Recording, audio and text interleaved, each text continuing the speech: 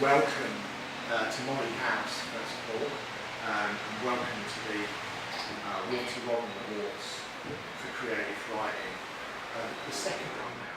I'd like to begin really by first of all thanking the University of Guyana for the help and support that it offers me in not only myself but the foundation as well, because obviously it's the foundation's competition. So yeah, thanks to them in the numerous ways that they helped me, particularly the bursary, who received the money that the money comes in from the States, from Atlanta. That's wired into the bursary, and the bursary then kind of organise all the finances and run that side of me, which I'm so glad, because I don't kind of need to get involved. So all the kind of checks and stuff that come out of the competition, they help me with that. And then also there's other forms of support that the university give me, which is really just kind of advice and direction in terms of running this thing. It's so valuable to have their help. And on that note, so I'd like to, we have a programme, and you should all kind of have in front of you this programme. I'm going to try and follow it as well as I can. Some things I think have inevitably changed. The first thing I'd like to bring us on to, we were due to have Miss Claudette Austin here this evening, speaking to the event, but she's not well. She's taken not well, so I hope I spoke with her earlier this afternoon, but I do hope she's well. But what I am really happy about is that in her stead I have Al Crichton. Mr. Al Crichton has come along to speak to the evening and to just give us the benefit of his knowledge. Okay, it is indeed an honor to be associated with this Walter Rodney Literary Prize, and I have heard about it from its inception, but I was never integrally involved, but I've always followed it with interest. And one of the things that people might ask questions about, or people might wonder about, is the name of it, the dedication of this prize to the memory and the name of Walter Rodney. And people say, well, that was a historian, a politician and a historian. What does he have to do with literature? Right? And the answer to that would be that the contribution made by Rodney, even if it is to history and politics, and the contribution that he has made to the Guyanese consciousness, would be enough to justify the name of the prize, the prize being given in his name. That would have been enough. However, perhaps what some people may not know is that there are direct links between Walter Rodney and literature. The first, I would say that while he is not known as a creative writer, he did in fact produce publications which were verging in that direction. I can name two publications in particular. Kofi Badu out of Africa, and Lakshmi out of India. Those two publications were done by Rodney as a way of writing the story, the history of African immigration into Guyana and Indian immigration into Guyana, and dramatizing them in two works that he wrote. And in fact, they were even adapted for radio in a sense, and so on. So that those are two pieces of history that Rodney dramatized into a kind of a literary way, and published them. So that, in that sense, you may say that he had some kind of pretensions to creative writing in that sense. Secondly, which might even be more important, is his contribution to West Indian literature generally as a whole. And there are two main ways in which he made important contributions to West Indian literature. One is by writing another publication called Groundings with My Brothers. And this is something that he did coming out of his Jamaica experience. While lecturing at UWI Mona in Jamaica, he used to venture out of the perimeters of the university campus to go into depressed areas, into unprivileged communities, ghettos if you want, and actually deal and actually have discussions and teach people in those areas. He actually went in those areas to teach history, to teach African history, and so on, and raise the consciousness of people living in those depressed communities. Because of course, Rodney was a Marxist, and he was a proletarian in orientation and a Marxist, so therefore he found it necessary as a part of his duty to do that. In fact, that is mainly part of what got him into trouble in Jamaica. As you might know, he fell into conflict with the Jamaican government, who deported him from the country. And it was largely because of these visits that he made and this kind of association that he had with the working class people. And there is an expression that Jamaicans used for this particular kind of dialogue, and it was called groundings.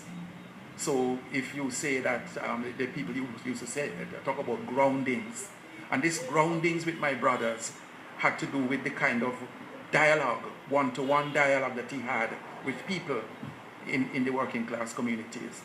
And out of that he wrote Groundings with My Brothers, using the Jamaican term groundings to talk about that. And that publication set a kind of a tone for that kind of writing and that kind of consciousness, so that he contributed a kind of a consciousness to writing in Jamaica and subsequently in the entire Caribbean. And that particular kind of consciousness that he brought to writing in the region. And then secondly, is that after his expulsion from the country, his expulsion from the country triggered off massive protests, and the university, in fact, was closed down for more than 2 weeks. Students closed down the university for more than 2 weeks, and so on after that, and so on. It had repercussions to the staff of the university. It had repercussions to academics of the university, and generally, so that there were cultural and academic waves which came out of that, and including performances by academics and writers going into different areas and performing their work, reading poetry, reading literature, and so on. So that a whole wave of cultural activities developed coming out of the Rodney incident. And coming out of that as well, there were it had influences upon West Indian literature, upon the way literature was written and produced in the Caribbean, but not so much only in terms of subject matter and content, but in terms of style and form and so on. So that my theory is that there was a great contribution from Rodney into West Indian literature, which I have written and published on already. That particular theory I have written, I have published on that. So that I believe that the name of the prize is really well appropriate and justified. And when it comes to the University of Guyana, it is even more so, because Rodney was to have had a career at the University of Guyana, but that was overturned by the government, by his own government this time. At first it was the Jamaican government, now it is his own government who basically banned him from taking up his position at the University of Guyana. The University of Guyana has never forgotten that, and it has always kept his memory alive in what it was doing. There is, in fact, in the history department on campus, a Walter Rodney chair, a chair which is named after him at the university. And among other things, the university has had conferences in honor of Walter Rodney and so on. So the university has had associations with him and so on. So, and since as Mark told you, the prize is basically at home at the University of Guyana and so on. And in addition to all of that, for my following of the prize, it seems as if University of Guyana students have been winning this award have been writing, have been developing as writers, and have won the award and have developed as writers in different areas, so that it seemed to have made a contribution to creative writing on the campus among the students. So I just want to say that, and to say that I am indeed honored to speak for the university at this event and to represent the university, and to say that that Mark and the foundation and the prize has support from the University of Guyana. And I also want to say congratulations to the students who have won the award. It seems as if, well, at least 2 of them I have had the honor to have had in my own classes, and I would want to hope and say with some touch of conceit that, that no doubt, having been in my classes contributed to them winning these prizes.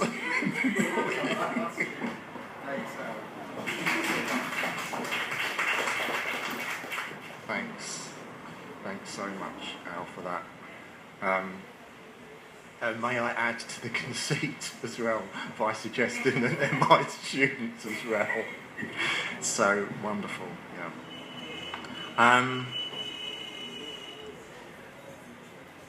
Yeah, I'd like to kind of recognise 2 people that are actually in the audience, significantly related to this prize.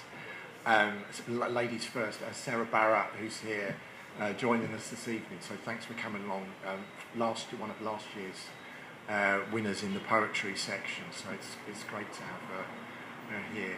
And Subraj Singh as well. Thanks for joining us.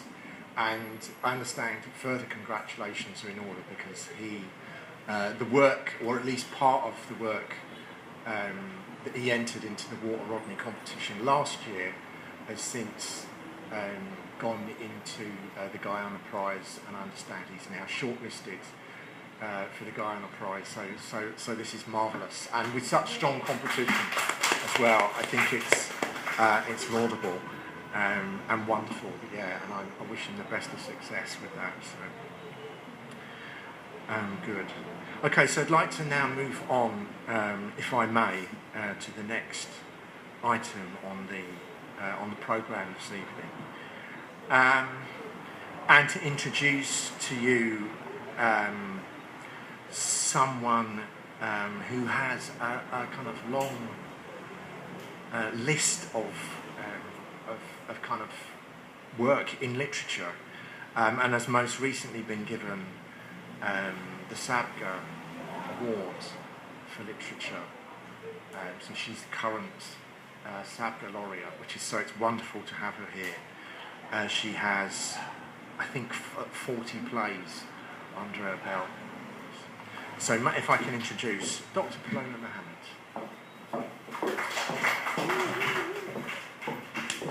Thank you very much. I first would like to say a few things that are kind of unrelated to what I'm supposed to speak about. But I really think that I should say them. I first of all want to thank Al very much for filling in at the last minute for Dean Austin. I understand he had to ditch some people somewhere to come, and unfortunately he'll probably get bad name for being late again. But thank you so much for standing up for the university this afternoon.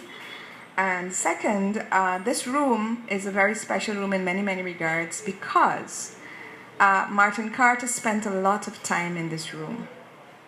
Martin Carter, Ian MacDonald were very close friends of David de Caires, and people like favorite poet of mine, Pharaoh, Ivan Forrester.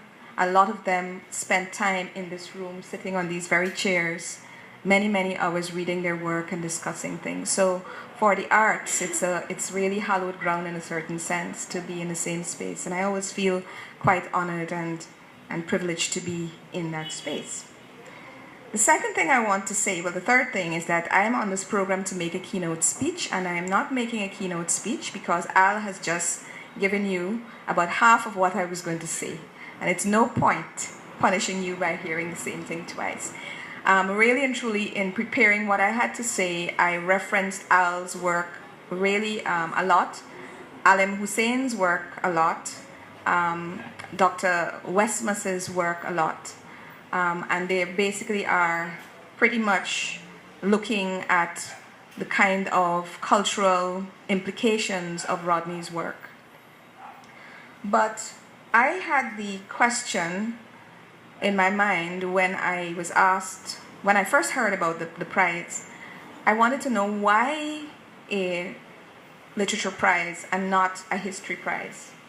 And I did manage to write the organizers and say to them, well, what's up with this? Why are you doing this?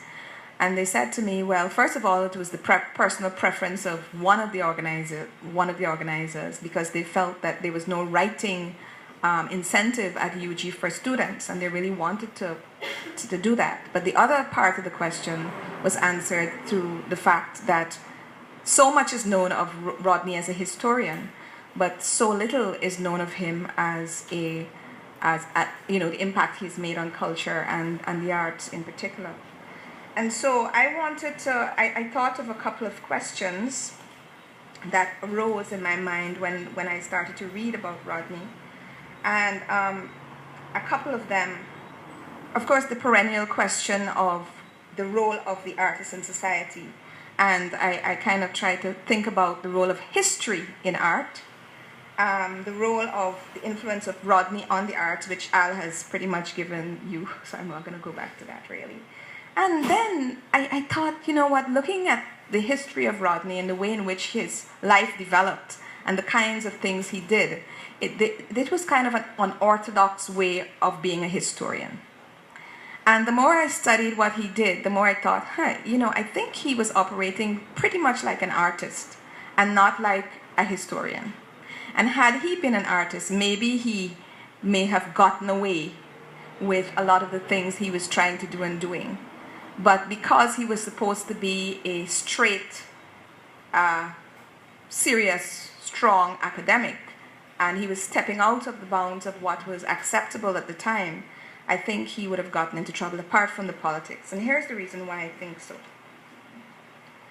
Artists have a particular way they operate. Most of them, not all.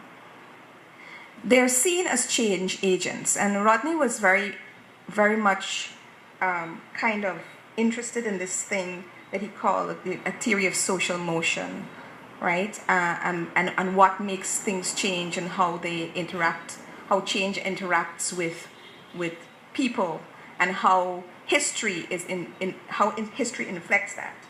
And I think that even though artists may not consciously always understand that they're drawing on historical sources, that sometimes, a lot of the times, they actually do work as change agents, and sometimes consciously and unconsciously. Artists are also conservators, and if a historian is not a conservator, then I don't know what a historian is. Artists tend to be considered, and often the more successful ones are charismatic, enigmatic, and genius. And the three of those things in one bundle is really a big, huge problem, but many of you in the room are probably like that yourselves, understand it very well. And I think in looking at Rodney's own way in which he operated, he was certainly enigmatic. He was certainly charismatic to get people to follow him and to listen to him. And he was certainly a genius. There's absolutely no doubt about that. Was he a teacher? Does the art teach? Do artists set out to teach? Yes. And Al was referring to the way in which he constructed his historical narratives in a way that was accessible to people anywhere. So he created Lakshmi and Kofi as the historical narratives of arrival for the East Indians and Africans, but he also went many steps further. When at age 24 he became a PhD, you think about that, right? He stepped down from the proverbial ivory tower into the dungles in Jamaica, which would have been unheard of. They're supposed to be dangerous. They're supposed to be, dirty. There's supposed to be this divide, and he was not doing that. In fact, if you look on YouTube, you'll see a lot of Rodney videos in which he's actually in his shirt and pants, surrounded by ordinary people, just talking about history and making history seem as if it were just a story, right? Very accessible. So he was definitely a teacher, and in many cases he was an entertainer. He had a very dry wit, if you would have heard some of the things he did. So artists don't work within constraints. You try to put an artist in constraints, and that's not going to work out very well. And so I think that the divergence that he showed in his personality and the way in which he did his work was also consonant with how artists will function. They work beyond the bounds of convention. He certainly did that. And they also facilitate the perpetuation of certain ideas. And absolutely Rodney in his work and the way in which he made that work accessible and relentlessly went forward to try to ensure that people understood and had access to that work was definitely into perpetuating a particular construction of history. So I really, not arguing that he is an artist, but I'm arguing that he functioned in many ways like an artist and not exactly like the run-of-the-mill historian. I also want to I thought about a couple of things, the way in which a quick list of how he influenced culture and the arts. So this question of a philosophy and a consciousness, if we understand when he was writing and what was happening at the time when he was there, we understand that it's a moment in which the Caribbean is beginning to become self-conscious, to begin to think of itself as a single place. This is just after independence. And so we are becoming, and we haven't become yet. And he's dealing with these questions and really kind of given us information that we would not have access to about where we came from and how we are actually who we are, or his construction of who we are. Of course, there are poems, many poems written about him, and Al also spoke to the poetry and yard theater that developed in the cultural wave after the riots, and of course the linguistic, because he was working for an accessible way of communicating, he began to bring into academia in a certain sense, or into the mainstream, the language of the proletariat, or the language of poor people, which was in fact not standard English. This was Creole, and in those days Creole was unheard of. I was telling a story a couple of nights right here about how when I started to write in the Creole, how my godmother, who was a very famous woman in this country, stopped talking to me for 2 years because it was completely unacceptable that I should write or speak in Creole, right? Eventually they accepted that, but it was very, very difficult even when I was a teenager, so far less at the time when Rodney was writing. Of course, he also created a huge disruption in the cultural hierarchy, which he completely intended to do, because his thing was that everything should be accessible to everyone. He was a Marxist, and that the philosophy that he embraced was that art and culture should be accessible and it should be participatory. There should never be an elite and everybody else. And so this disruption that he deliberately kind of advanced and fueled was very, very, very important in terms of creating what I consider to be a cultural context for even the Caribbean, if not Guyana. Of course, because he was Africanist also, even though he wasn't racist, and let me just make that distinction, because he kind of looked and interrogated all races and everything, but he was very much Afrocentric. He facilitated, I believe, an Afro-centered entry, or an Afro-centeredness in the Caribbean, the overall Caribbean culture, which I don't think that we have quite escaped yet. Case in point, if you look at any CXC or CAPE syllabus, and you look at the kinds of things that are represented there, for people to study, you will recognize that this is very much Afrocentric in terms of how it's represented. And recently we had a situation in a place that I volunteer at, where we sent up an Indian dancer for a CAPE exam. And of course, the whole syllabus was written in terms of Afro-Caribbean dance, but then they said classical dance could also be entered. So I thought, let me test this out and see what's going to happen. So we sent up this Indian classical dancer, and they came back and said, well, you'll have to find somebody to examine him because we don't have anybody to examine him. So that's the kind of thing that has happened, and that has to be corrected, and balance has to come through. But all of this had to do with the particular philosophy and the kinds of thinkers and thinking that was very much propelled. Of course, there were several publications about him. And of course, he contributed very much to the debate on identity and the construction of race in the Caribbean, which is still very much on the front burner, and very much, I think we can learn a lot from how he thought about it and his approach to explaining our condition even now. And I'm going to close here, but if you don't believe that he had an effect on writing and literature, I'm going to prove it right now with my own Rodney poem in closing. I'd never written one before because he has not been an object of my academic, a major academic interest of mine until recently, when I was actually asked to do this. And I thought I want to read some more about him. I had read his work as a historian because I'm a social scientist, and he has plugged many holes for me as a social scientist in trying to understand what happened at different periods as a historian in the country. But as an artist, no.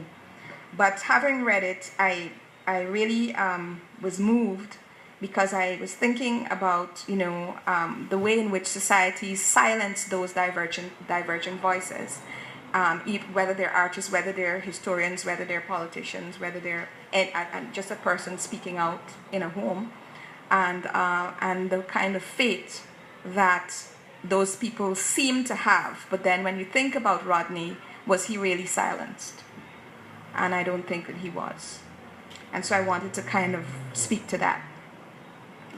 This poem is called Speak Loudly, Silence, and it is very draft, right? So, if you did not question, if you did not ask the question who we are and why and who was responsible, you would have lived to see your children grow, and their children could call you granddaddy. But you, with your afro held high, sit down on the ground, pelting hard answers at them who reserve the right to define why. You was a bearded, romantic, genius, optimistic, bright lightning rod. If you did not provide the reasoning about who make we poor and who really in control and why we should stop thinking and pointed fingers at ourselves, absolving who was responsible, you would have lived to see your words etched in grandiose spaces, far from those places where you poured through dusty boxes and found wealth in the world and the wealth of the world in Africa. Instead, you opened big, motor mountain through continents, divining through time, pouring your passion into pens and people, raising your fists for I and I, high priest of intellect, low feet against. Had you lived to this day, it may have been death to the thinker for those who dare to think, dare to ask why I should never provide a worthy answer. If you had curbed your tongue, withdrew your fist, turned away from the ground, you would have lived to see this day. But silence was never for you. And it was not the proposition. If was not a proposition in your revolution. I thank you. Thank you. Thanks so much. Yeah, I was thinking while you were speaking there about this whole thing of the division of labour and how kind of labour was divided up, and that kind of going back to that recording that was playing kind of when everyone was coming in was speaking really to that idea of how the labour was kind of divided up back in the 17th and 18th centuries. And as you know, Al and Paloma have said this evening, we're still dealing with it, and it's still important today, and it's still affecting our work. Okay, I'd now like to an absolute pleasure of introducing this next item, which is to basically give the awards to those students and contestants that have won this year. It's always nice giving other people's money away. So yeah. If I could ask Paloma to come back up, because I would like her. Come. I'd like her to hand the prizes over. We'll do them in reverse order. So what we have for you is two things that we have to give you. Let me just get myself together here. One is these rather sumptuous certificates, and then two equally sumptuous cheques to dish out as well. Okay, so if I could get first of all for her work while she's just taking a selfie at the moment, so just allow her to do that. First, the third prize. So I'm working backwards. So third prize this year for her work, The Awakening. Can I introduce Akela Thompson?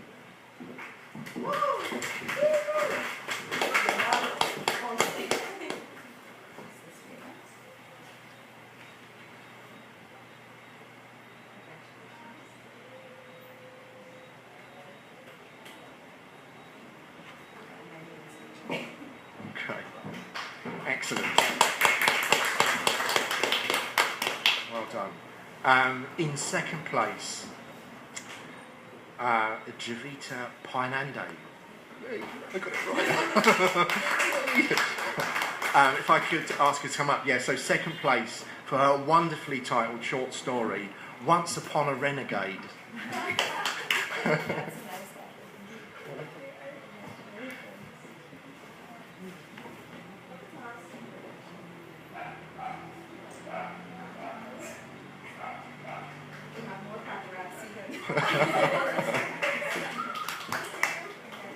And the winner this year, Andrew Hudson, for his work, The Answers Are Never on Time.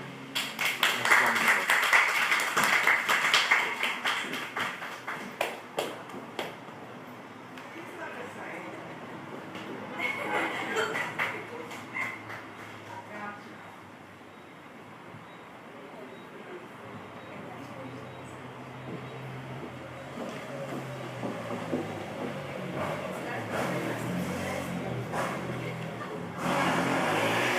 So, excellent. So that hasn't been done.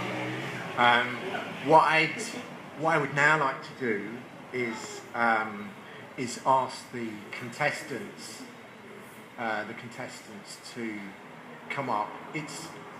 I've asked them to read from their work, but really I've just kind of opened the mic up for them, so that you're allowed to. You can read your work, but you can also just speak to the evening as well. It's your time, okay? So if I could first of all ask Andrew to take the microphone. He's going to read, I hope he's going to read from his work, The Answers Are Never on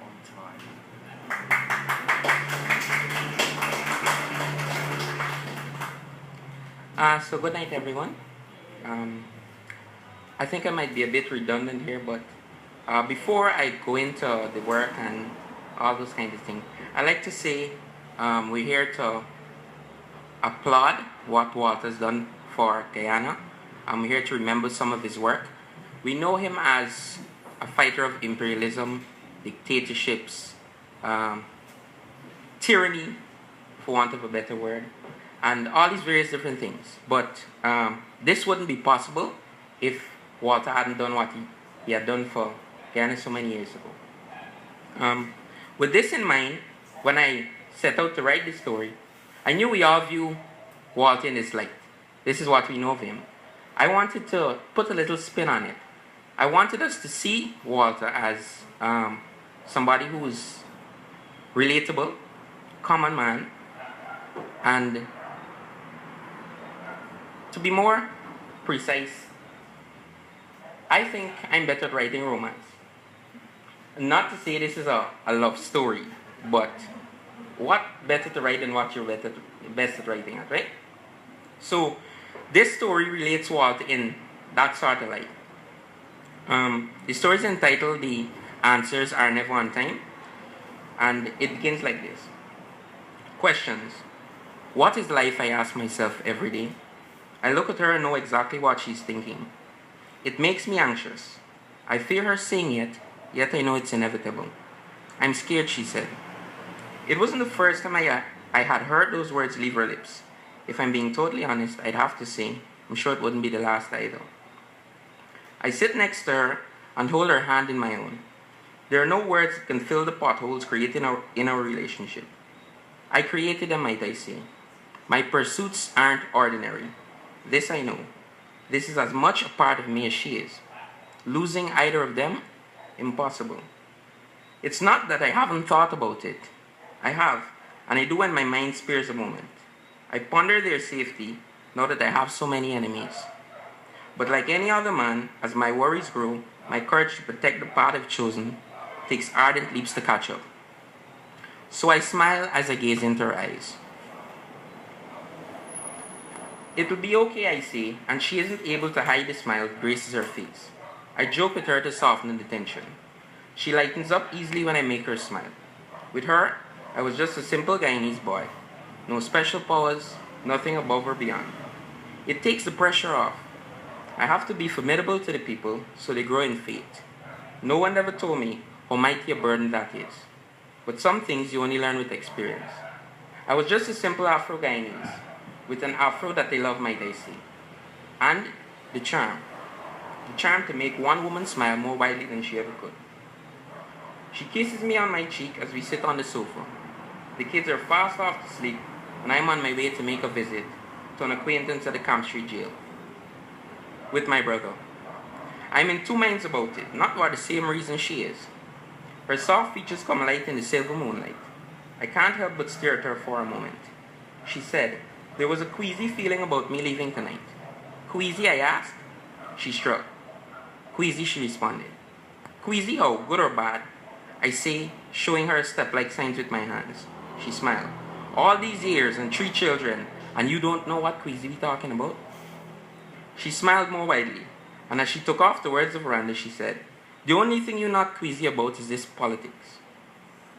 I held her at the waist as we looked at the night sky while shaking off her fear. I didn't say anything. What could be said? The man that had been incarcerated for his beliefs and banned from Jamaica after enlightening young black men about their roles as men in society was the same man she'd fallen in love with. It was this increased sense of awareness about life that caused us both to find each other. What were the odds that someone so kind-hearted could be gifted to me? I surmised the answer to be 1 in a billion. Why else would she stay? Beats me too. What's worse is she never helps me figure it out. She's so sassy. She braces back onto me and reaches for my fingers as I hold her waist.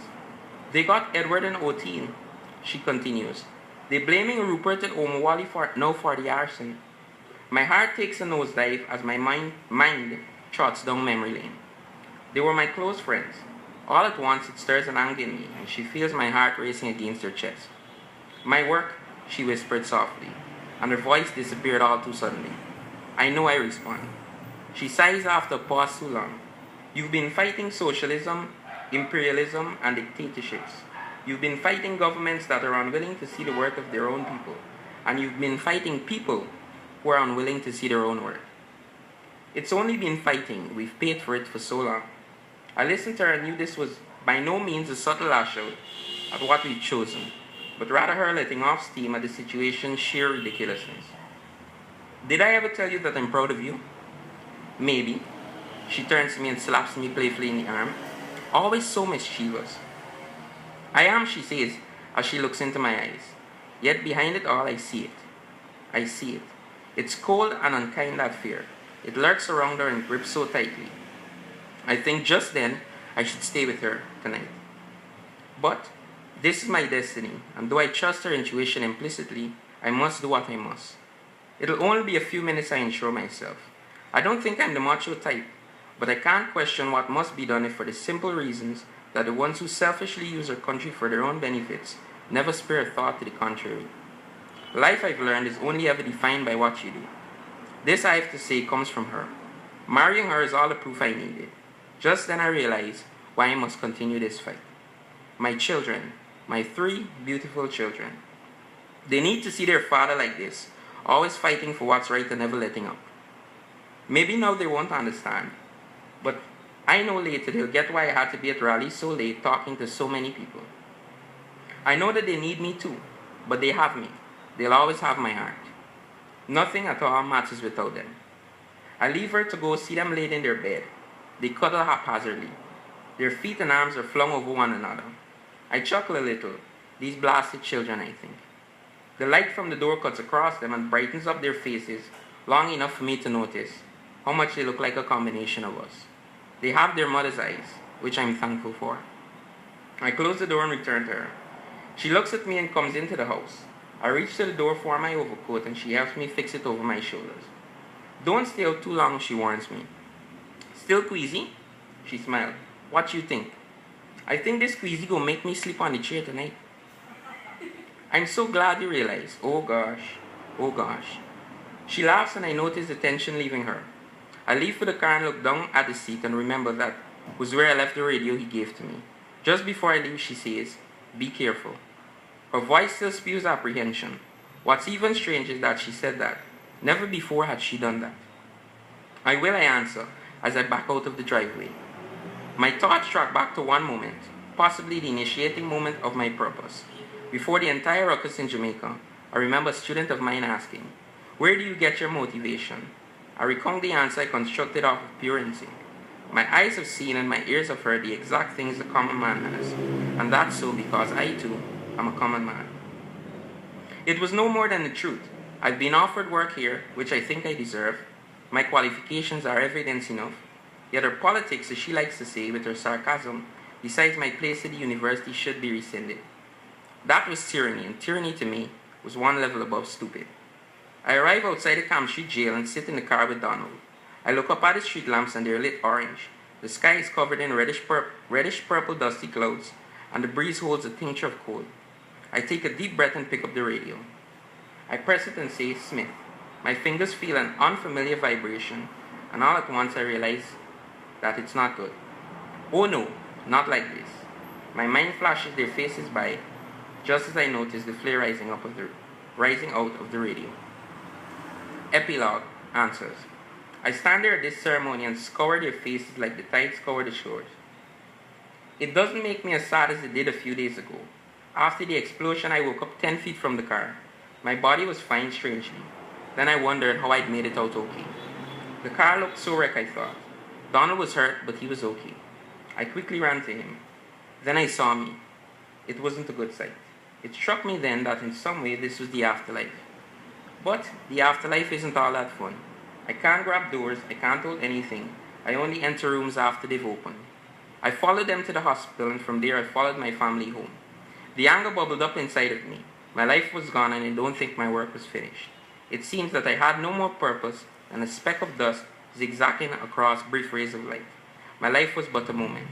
38 years, but in an instant, it had ended. I mourned with them for the last few days. I looked at her as she sobbed, and I looked at the kids wearing betrayed looks upon their faces. I figured I was mourning over myself. I thought I was right, but I learned I am wrong. I stand there as my friends deliver speeches about me. I hear their many words. They use so many. Friend, comrade, husband, brother, talented, committed, and the list goes on. I slowly feel the answer coming to me, bits here and there. Rupert raises my pamphlets in the ear as he speaks. The struggle goes on, and people power, no dictator. They last longer than me, I think. But then another surge of enlightenment falls upon me, and I hear more of the answer coming, bits here and there. I take a walk to the street and wait by the horse-drawn cart. I look back over my shoulder and notice Guyana for what it is. A paradise. Luscious palms dance in the warm air and rhythm to the world. The odd pawpaw tree stretches its neck past the old zinc fences some have erected. The numerous kiskadis and blue sakis bounce from rooftop to rooftop. I stand and smile at it. My mind forgets for a second I am dead, and I don't seem to mind. For now was the first in a long time, I was able to enjoy the beauty of my home. I see her looking at them, lift my body to the cart and step towards her. I take her face in my hand and kiss her cheek. Her eyes for some reason have lost that terror, and I must say I am glad. I look at the children and think my legacy to be great. I sit on the back of the cart and look at the masses. 35,000 people are here, they say. Wow. All at once the answer rushes to me. Life. I smile again. Life is the legacy you leave after you're gone. I found the answer. It did exist. My sadness leaves and my heart fills with calmness, though not by choice. Then I glance over my shoulder again and hear their voices in the dazzling white light. Walter, here my friend, they say. I reply, Edward, Othene, Father Drake. Here they say, and almost effortlessly, I follow into the magnetizing bliss beyond me. So, that's my story.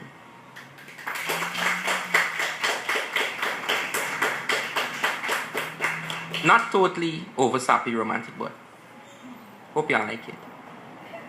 Alright, thanks.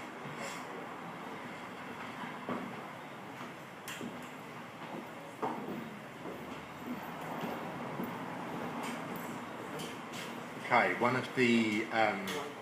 just to explain, one of the kind of terms and conditions of the last competition was that somehow Walter Rodney should be in there somehow amongst the kind of part of the story. That was excellent way of kind of very close up portrait of him, right? Okay, I would now like to invite Javita Painande off the stage to read her work, Once Upon a Renegade. Good evening, everyone. I would just like to apologize in advance for any stumbling I may do. Public speaking is not really my forte. My story is entitled Once Upon a Renegade, and it was heavily influenced by Walter Rodney. Well, inspired, I should say, not influenced. Inspired. I was never one to question authority. That would lead to confrontation, and I hated confrontation, so I never went looking for it. My time on this earth was limited anyway, and I didn't need the added stress of conflict. But when those in power chose to abuse that power and put innocent lives at risk just for the sake of retaining that power, then I would have to swallow that hatred for altercation and take action. The day I died didn't start like any other. Despite this though, it didn't feel like some particular thing was going to happen. Despite this though, it didn't feel like some particular thing was going to happen that day to change my destiny. Then again, I was never one to believe in destiny. My path was not predetermined by the position of the stars or the planets. All the same, I found myself on an unfamiliar course of my own choosing. The ringing of the phone jolted me awake.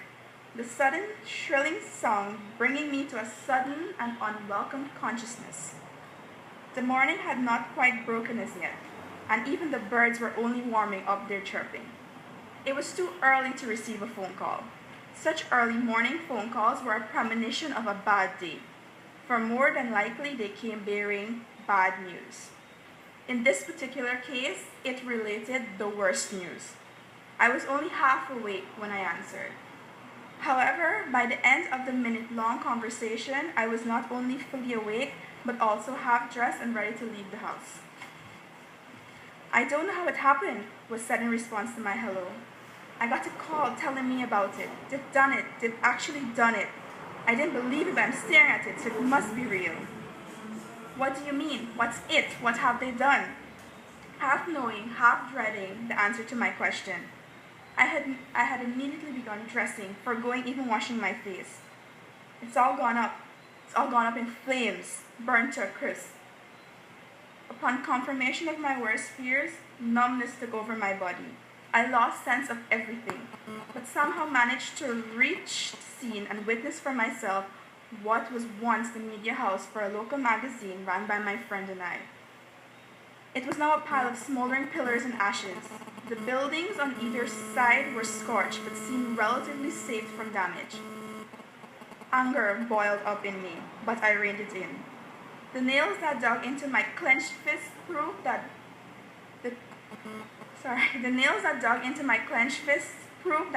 was not an easy task as I thought it would be. This was no accident. Anyone telling me otherwise was lying. "Electrical problem," the fire marshal related to us after the embers were put out, and the morning was fully morning. The crowd that had gathered was waning out, and the firemen were packing up. "Electrical?" I asked. "Yes, faulty wiring," he continued. "That's strange," my friend said. "Very strange," I agreed, calm for the first time since I woke. My friend also seemed a bit calmer as we both prepared to hear the report of the stooge. "It's not that strange," the fire master cajoled. "These things happen when little businesses overlook safety hazards."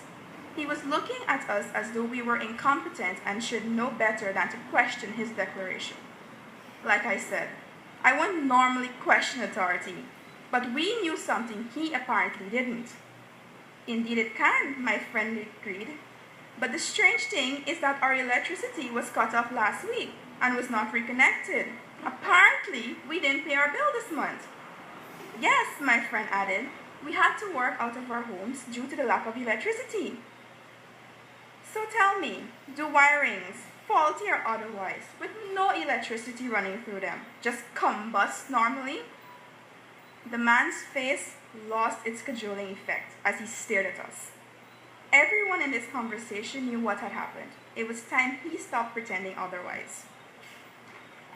Before you sprout any more lies about the fire being caused by faulty wiring, how about we talk about the fact that the buildings on either side of ours were safe from the fire?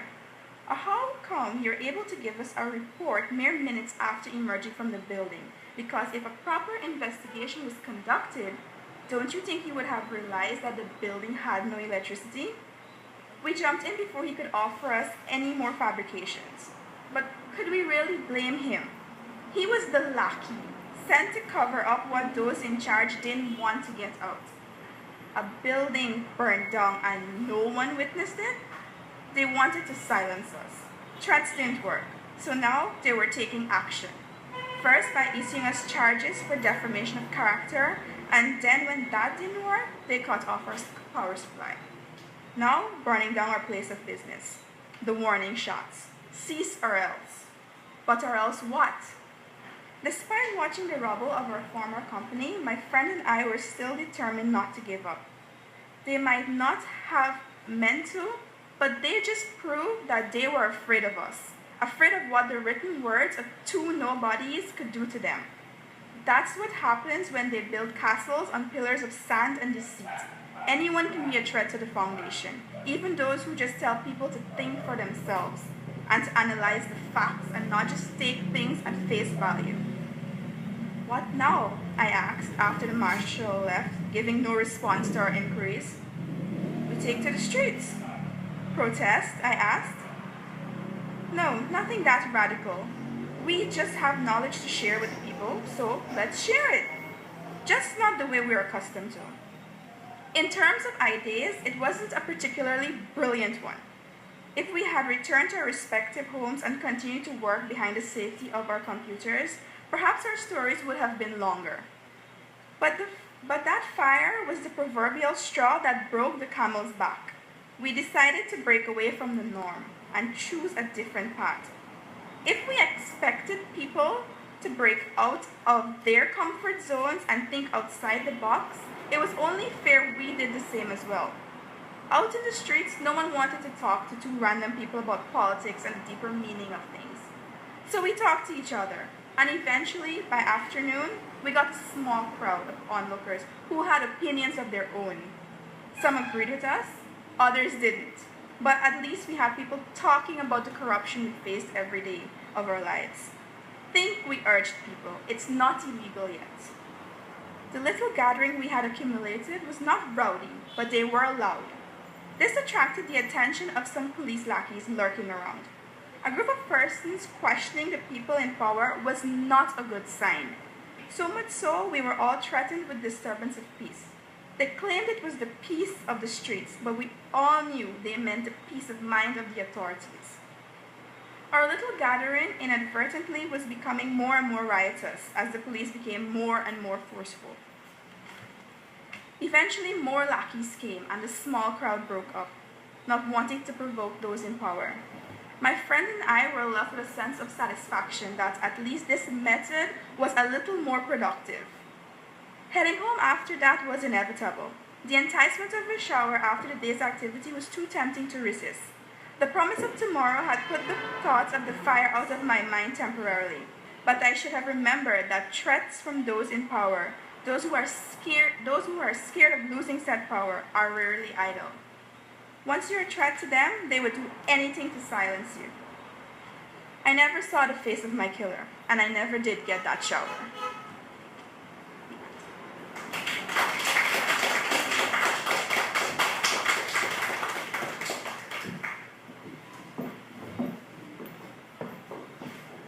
Excellent. Well done. Well done, Shabir. The work this year has been excellent. I've really enjoyed listening to these stories tonight. So yeah, it's marvellous. Okay.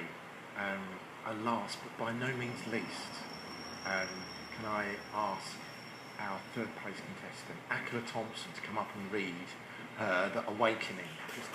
Okay, so the name of my story is The Awakening, and I shall begin.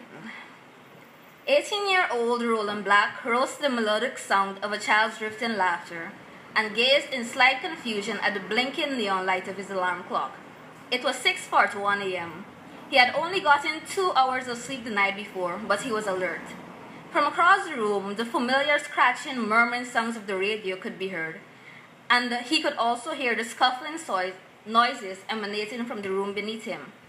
Pulling himself out of bed, he went over to the radio, adjusted it slightly, and turned it up, listening expectantly for what he knew was coming. Around 21:30 hours last night, Kitty Teen, suspected of being dangerous robber, was beaten to death by residents. This news station understood the young man. End of quote. Shutting off the radio, he stared at the blank wall in silence, willing the imagined words plastered across its menacing surface to disappear. Dangerous robber, he thought. He had not been a thief or dangerous for that matter. It was doubtful he had even kissed a girl. He had been a child, a smart child, who had picked the wrong side. It was still light outside when Roland decided to make his way downtown. The news of Rodney and the crowd outside Parliament had spread quickly like fire on a hot day, and he would be damned if he was to miss it. Once before had he seen Rodney, this man of men, traipsing around the University of Guyana campus with a stack of papers in his hands. Their eyes had connected briefly, and within them both there was a mutual but untalked of struggle. He was braced back on one of the buildings directly opposite Parliament, like a disinterested observer when he was joined by a group of boys whom he recognized from his area. He was slightly put off by their presence, but he did not let this show. He had always been skilled at hiding his real feelings and intentions. The crowds around them gradually thickened, and he could almost begin to feel the tension in the air, let off from the persons putting on mock bravados. "Watch there," one of them said, nudging him in the side after a few minutes.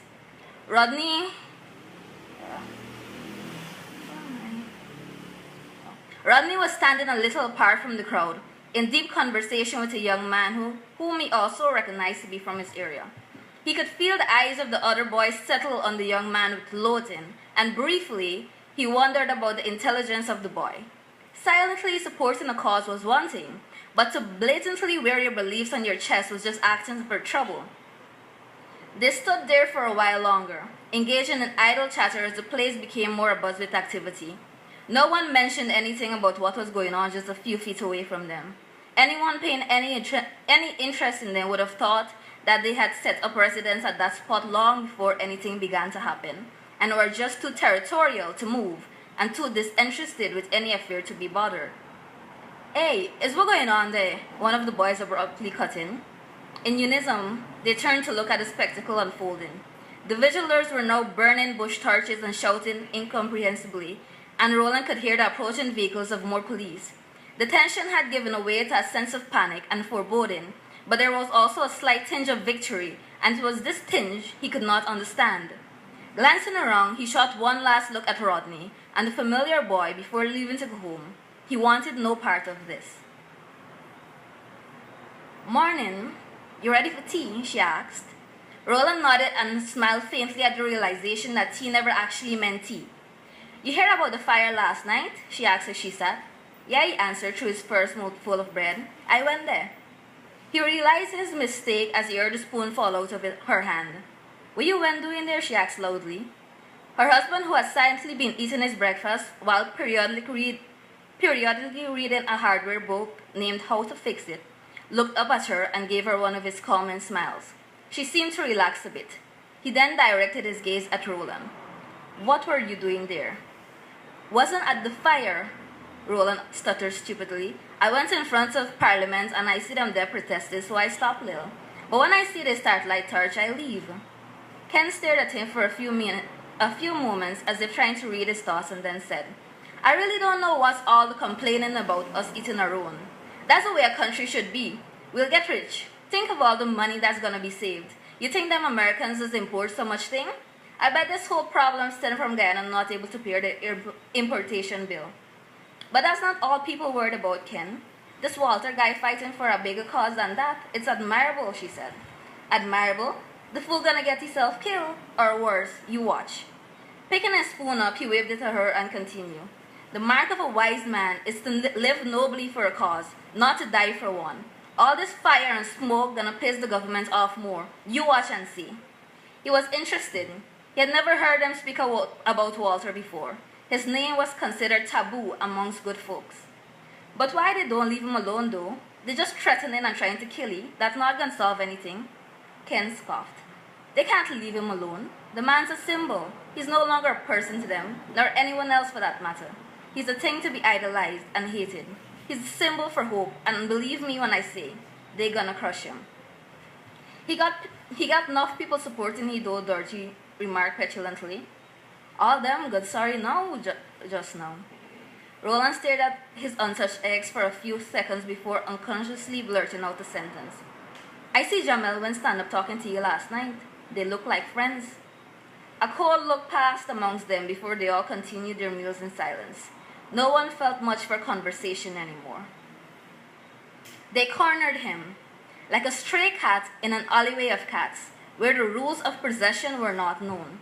A slight turn of his head caused Roland to realize that he recognized those features, had seen them on countless occasions.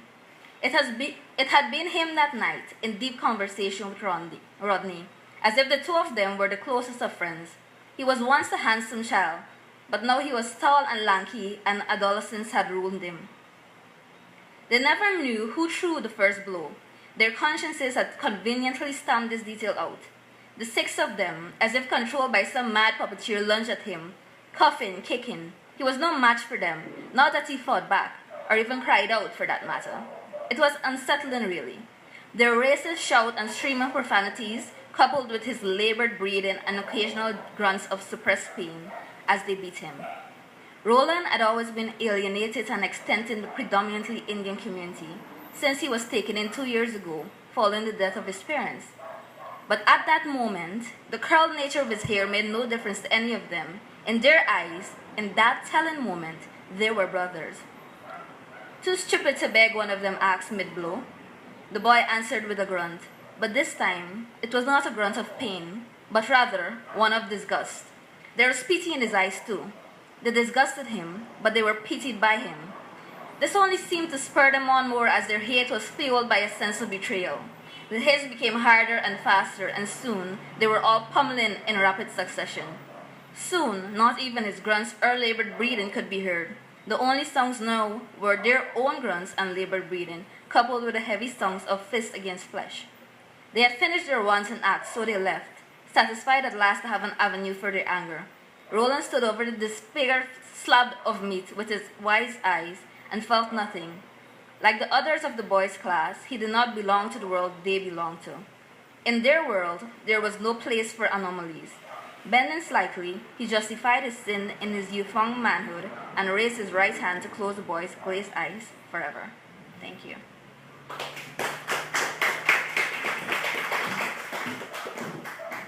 Okay. Thanks for that, Akala. An interesting story. Without any further delay, what I'd now like to do, this evening was always a kind of split in two, really. It was always going to be the kind of awards and the prize giving and the reading, but then also one thing that we didn't do last year and what I corrected kind of this year was to actually launch the next competition. So as one is coming out, the other one's. So what I'd now like to do is just basically show you the new competition and go through some of the kind of details behind it. And so I'm just going to go to the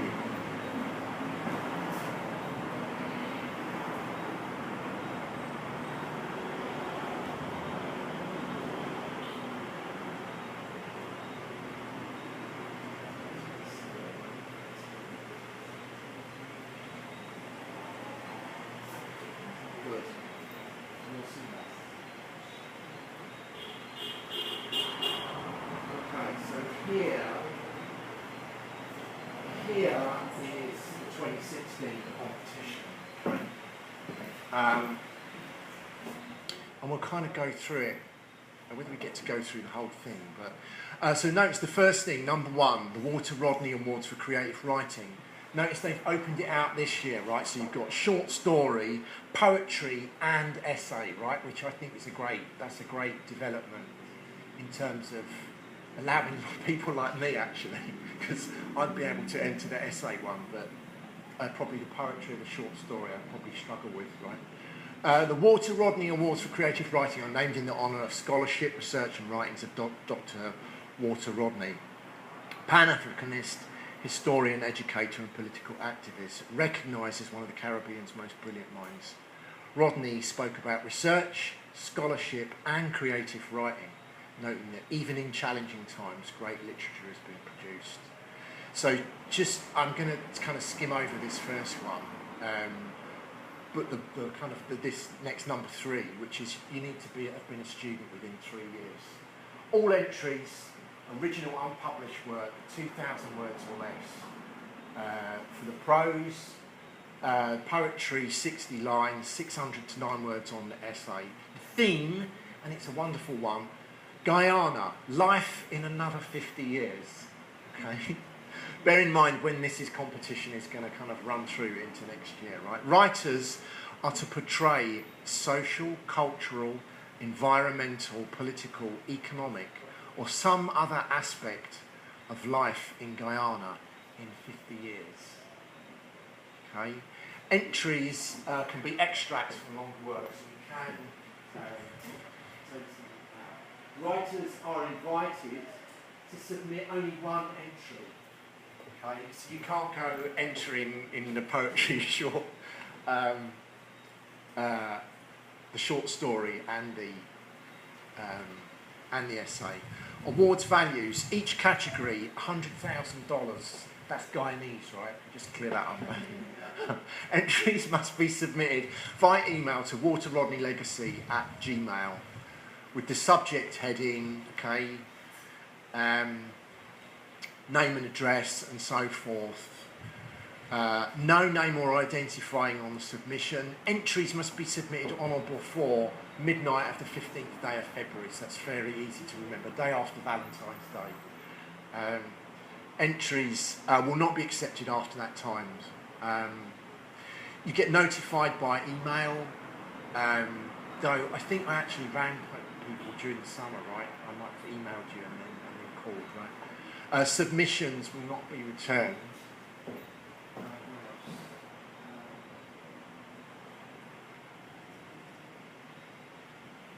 Walter Rodney Foundation has an ongoing permission to publish the works of all awards winners in any format. Copyrights will remain at all times with the writers. Okay? Apart from publication by the Walter Rodney Foundation, writers are also free to publish elsewhere, so you can take your work elsewhere. A total of 500 copies of the winners' entries will be published. 20 copies will be given to each prize winner. Remaining copies donated to schools and libraries in Guyana. Winners agreed to participate in publicity events. The competition will be announced on March the 18th and 19th, 2016. This is at the annual Walter Rodney Symposium, which I think is normally in Atlanta. I think it's actually held in the hometown there. The decision of the competition judges will be final and no correspondence will be entered into. Judges will be provided by Walter Rodney Foundation, and this is the same as we've operated in the last 2 years. So there's a 3 judge panels. Pre-judges may be used to shortlist, and it then usually goes through to a single final judge. The Walter Rodney Awards project is non-profit, non-commercial.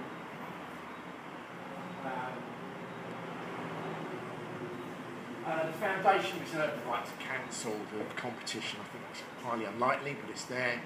By submitting an entry, the writer agrees to all the terms and conditions under local contact. The other thing, in terms of publication, and some wonderful news, is that all those entries that we've had so far that have won, so including the ones from last year, the set from this year that have won, so you 3 guys, and what I think we'll try and do is include those that win this next competition. We're actually going to start, because we have enough to publish a book, so we're now going to start going through the motions of proofreading and editing them. And so watch out, because over the next, into the early part of next year, there'll be some news on that. So all of those people that won last year, and those winners that are here tonight, we're actively now working on kind of proofreading and putting it together for publication. Okay? So that's great news. Anything else? Or Malcolm?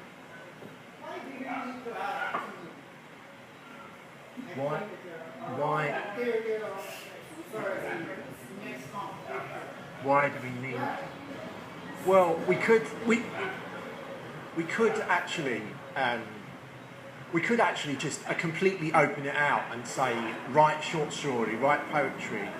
But I do like the idea of having some kind of collective drive towards some kind of topic.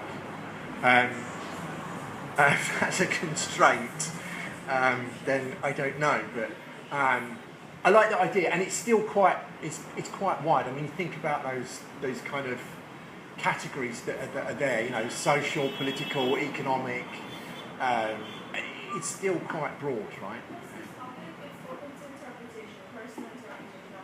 Life in Guyana.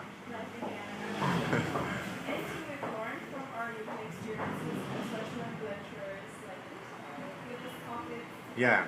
Topics to write on for essays. It's open to interpretation. Yeah, I notice also the way that this is written, the 50 years is a grey area, right? I don't know whether anyone had noticed that, right? But the 50 years is that kind of a futuristic look forward into 50 years, or how is that? Right. Okay. We are into the realms of Narlow Hopkinson. whose work I thoroughly recommend. Okay. Interesting. Well, a number of things. One before we break for refreshments, which I'm particularly looking forward to this evening. One is I have a printout, right, of those terms and conditions, front and back, right the way through. Okay? So please feel free to take not only one, but if there are other people that you know who you think you would like one, then please get this thing circulating and get people to enter the competition. Right, so those are there. I understand there's refreshments. There'll be juice, and I'm really hoping there's brownies. I don't know whether there's brownies.